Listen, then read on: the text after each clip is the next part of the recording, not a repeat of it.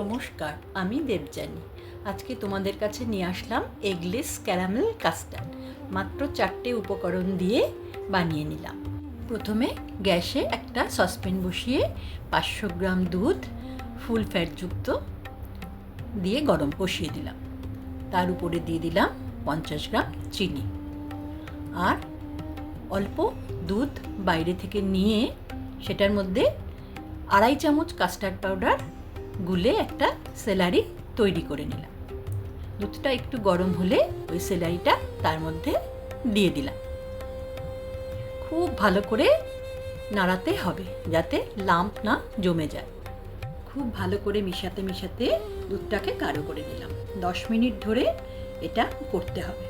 এবার 10 মিনিট পর দুধের পাত্রটাকে গ্যাস থেকে নামিয়ে ঠান্ডা হতে দিলাম। পাশে বানিয়ে নিলাম ক্যারামেল। ক্যারামেল বানানোর জন্য ফ্রাই প্যানে গ্যাসে বসিয়ে তাতে দিলাম 50 গ্রাম এই মতো চিনি, একটু জল আর ছোট চামচের 1 চামচ ভিনিগার।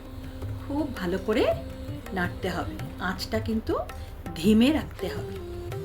2-3 মিনিট পর খুব ভালো করে নাড়লে সুন্দর ব্রাউন কালার হয়ে গিয়ে তৈরি হয়ে যাবে ক্যারামেল।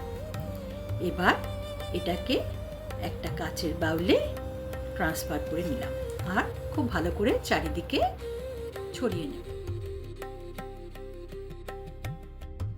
উপর থেকে দিয়ে দেব কাস্টার্ড মিশ্রিত দুধটাকে। ভালো করে সেট করে নিয়ে 3-4 ঘন্টার জন্য ফ্রিজে রেখে দেব।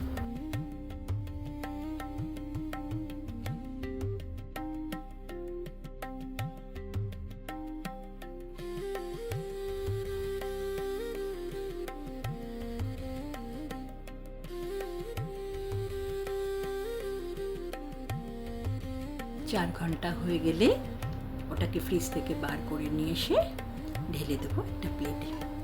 হয়ে গেল আজকের টেস্টি এগলেস ক্যারামেল কাস্টার্ড। দেখতে দারুণ হয়েছিল, খেতেও দারুণ হয়েছিল। আজকে তবে আসি, দেখা হবে পরের একটা ভিডিওতে। কেমন লাগলো আমাকে কমেন্টে জানিও। ভালো লাগলে লাইক, শেয়ার আর সাবস্ক্রাইব করে দিও।